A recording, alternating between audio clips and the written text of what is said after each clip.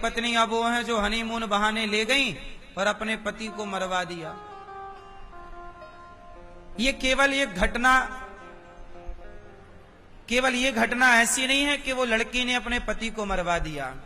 ये कथा ये बताती है कि देखो उस आदमी की क्या गलती थी, उस मर्द की क्या गलती थी। उसने तो बेचारे अपनी पत्नी ने जो कहा कि वहां चलना है तो उसने मना नहीं किया, चलो तुम्हें घुमा के। उसने ही प्लान बनाया कि अपने को वहां घूमने चलना है। और सोचो कि वो महिला जिसने पति को मारने का प्लान बनाया, वो विवाह के पहले वहां जा चुकी थी और पूरा घूम के आ चुकी थी, देख के कि कहां कहां कैसे खड़ा करके कैसे धक्के मारना, कैसे मतलब मारने की पूरी प्लानिंग कर चुकी थी। और शादी के बाद अपने पति को ले गई। राजा नाम था उसके पति का, राजी नाम है, राजा रघुवंशी। ले गई और वो देखो अब उस पति की क्या गलती थी बेचारे की। पति ने तो भरोसा किया ना भाई, कौन पत्नी अपने पति को, कौन सोच सकता है कि पत्नी मरवा देगी हमें। यदि ये विश्वास समाप्त हो जाए तो पूरी प्रकृति हिल जाएगी। यदि ये विश्वास समाप्त हो जाए तो ये पृथ्वी में भूचाल आ जाएगा। अरे दूसरा कोई मार के चला जाए तो आश्चर्य नहीं, दुश्मन मारे, आतंकवादी मारे तो आश्चर्य नहीं। वो तो मारने ही आए हैं। अभी आतंकवादी आए और जात पूछ के हिंदू हो के नहीं, मार के चले गए। उनसे तो उम्मीद क्या कर सकते थे भाई, वो तो मारने ही आए थे, वो तो आतंकी थे।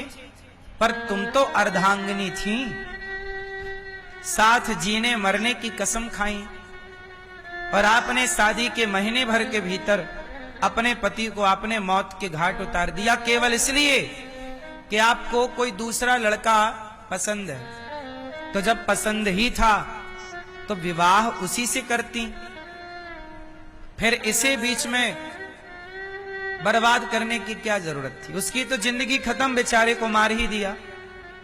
उसके माँ बाप के साथ क्या गुजर रही होगी, उस आदमी की क्या गलती थी। क्या विश्वास करना इतना बुरा है? फिर कौन किस पर भरोसा करेगा। मेरी मां एक बात बताऊं, ये जो हाल आज देखने को मिल रहे हैं ना, इससे आप ये समझो कि इंसानियत खतरे में जा रही है। आप कितना भी विकास कर लो, लेकिन मानसिकता का तो विनाश ही हो रहा है। हाँ या ना? ये मानव जाति का सबसे बड़ा ह्रास है, पतन है। इससे बड़ा पतन इंसान का और क्या हो सकता है।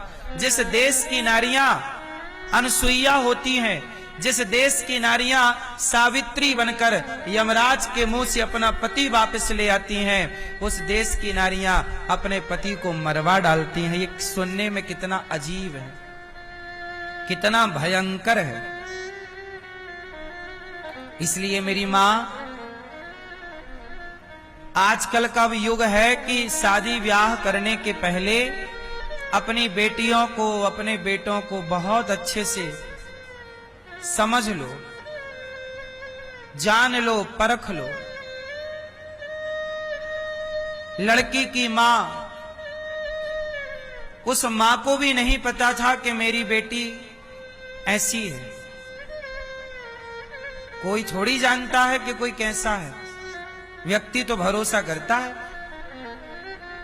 इसलिए आप लोग अपने बच्चों को संस्कार दीजिए। यदि आज कोई रक्षा कर सकता है आपकी, आपके बच्चों की और इस देश की, तो रक्षा कौन कर सकता है? पुलिस रक्षा कर पाती तो राजा की रक्षा कर लेती, ना मरता। सेना रक्षा कर पाती तो कर लेती, ना मरता। यदि कोई रक्षा कर सकता है आपके परिवार की और आपके रिश्तों की, तो वो केवल एक है, संस्कार। बेटी को बढ़िया संस्कार दिए जाते तो ये खुरापात जन्म ही क्यों लेता खोपड़ी में? हाँ या ना? भाई सेना तो बॉर्डर की रक्षा के लिए है, पुलिस तो देश की व्यवस्था के लिए है, पर संस्कार घर के भीतर की व्यवस्थाओं में काम करता है। इसलिए आज की जो जनरेशन है, आज के जो बच्चे हैं, वो हरकत ये इसलिए कर रहे हैं क्योंकि संस्कारहीन है। अब बताओ संस्कार क्या है? सबसे बड़ा संस्कार क्या है? चरित्र का संस्कार ही श्रेष्ठ संस्कार है। आजकल की कुछ लड़कियां, कुछ लड़के क्या हो रहे हैं? चरित्रहीन हो रहे हैं। अब चरित्रहीन हो गए। वो लड़की का किसी और लड़के से चक्कर था, अब उसको करनी पड़ी शादी किसी और लड़के से। तो कहावत कहते ना, दिल लगा गदही से तो परी किस काम की। जबकि वो लड़का देखने में कितना सुंदर था जिसको मार दिया, और वो जिसके संग उसका चक्कर था वो कितना घटिया दिख रहा है। ऐसे ही हाल वो ड्रम वाले केस में भी था कि अपने सुंदर पति को मारकर ड्रम में पैक कर दिया और एक घोचू लाल के संग भाग गई।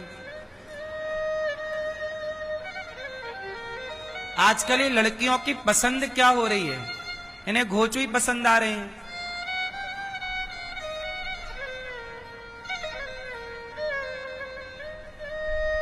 हाँ या ना?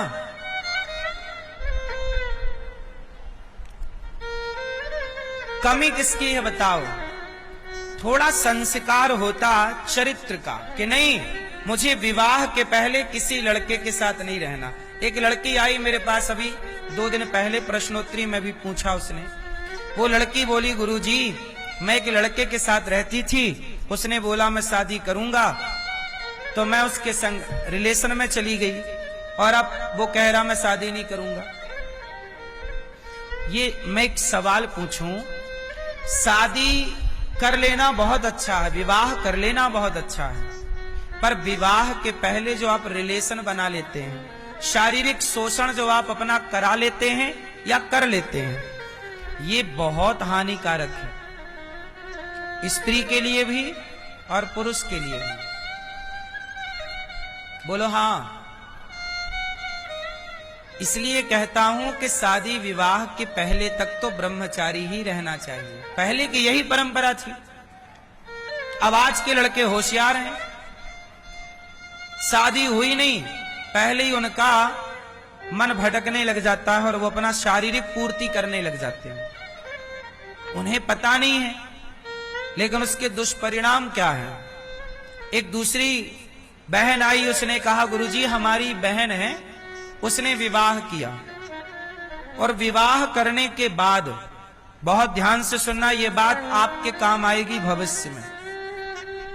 एक लड़की ने विवाह किया, विवाह के कुछ दिनों बाद पता चला कि उसके पति को एड्स की बीमारी है, एड्स है। तो डॉक्टरों को दिखाया, भाई ये कैसे हुआ? तब उस डॉक्टर ने बताया कि इस आदमी का बहुत सारी स्त्रियों से चक्कर था, तो ये एड्स हो गया। अब आज के लड़के लड़कियां जो लिव इन में रह रहे हैं, क्या है ये लिव इन ही एक प्रकार का एड्स है। ये लिव इन अपने आप में क्या है? एड्स है। ये अपने आप में एक बीमारी है, ये लिव इन है या नहीं?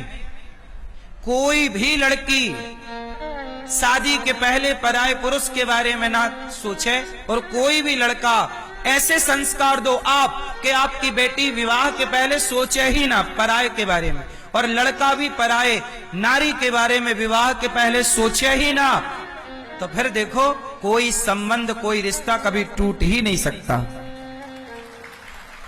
गलतियां ये हो गई कि आपने अपनी जड़ों को काट दिया। सनातन की जड़ क्या है? बोलो। सनातन की जड़ है चरित्र। राम चरित्र सुनवे को रसिया, राम लखन सीता मन। राम कैसे हैं? चरित्रवान। राम की पूजा होती है, राम की नहीं, राम के चरित्र की पूजा होती है। राम का चरित्र ऐसा है कि राम के आगे कोई स्त्री आती है तो राम उसे माता कह के बुलाते हैं, गलत निगाहों से कभी दृष्टि नहीं डालते। ये राम का चरित्र है। माँ बाप ने जो कह दिया स्वीकार कर लिया। ये चरित्र इस देश का रहा है। इस देश में ऐसा चरित्र नहीं था कि आप विवाह के पहले 17 जगह मुंह मारते रहो। हाँ या ना? ऐसे में तो इस देश का ह्रास हो जाएगा, हमारा अस्तित्व खत्म हो जाएगा। हमारा अस्तित्व किसकी वजह से है? हम सनातनियों का अस्तित्व ही संस्कारों की वजह से है। हम दुनिया में आज खड़े हैं तो टेक्नोलॉजी के बल पर नहीं, केवल अपने संस्कारों और अपने विचारों के बल पर। ऐसा विचार जिस विचार को दुनिया फॉलो करती है, वसुधैव कुटुंबकम, इस विचार को दुनिया फॉलो करती है। वसुधैव, बोलो वसुधैव कुटुंबकम, मतलब पूरा विश्व हमारा परिवार है। इस विचारधारा को पूरी दुनिया स्वीकार करती है। गीता को, गीता के ज्ञान को पूरी दुनिया स्वीकार करती है। भारत के संस्कार सारी दुनिया में सराहे जाते हैं, पूजे जाते हैं। आज विदेशों की महिलाएं साड़ी पहनने लग गई, मंडप गढ़ने लग गया। जो जानते नहीं कि मंडप क्या होता, तेल चढ़ता, हल्दी चढ़ने लग गई। भारतीय विधि विधान से विदेशों में विवाह चालू हो गए और भारत में विदेशों के हिसाब से ब्याह चालू हो गए। मतलब हम विदेशी महिलाएं मांग भरने लग गईं। गुड मॉर्निंग, गुड आफ्टरनून की जगह जय श्रीमन नारायण, जय श्री कृष्णा बोलने लग गईं, भगवान का नाम बोलने लग गईं, कीर्तन करने लग गई, प्रभात फेरियां विदेशी लोग निकालने लग गए। और तुम 10 बजे तक सोकर नहीं उठते। ह्रास हो जाएगा। पूरी दुनिया में 52 देश हैं, 52 से ज्यादा कंट्री हैं जो मुस्लिम कंट्री है। 206 देश हैं इस धरती पर लगभग, कुछ कम ज्यादा हो तो आप देख लीजिएगा। मैंने जब जीके पढ़ा तब 206 थे, अब कुछ घट बढ़ गए हो तो आप जानो।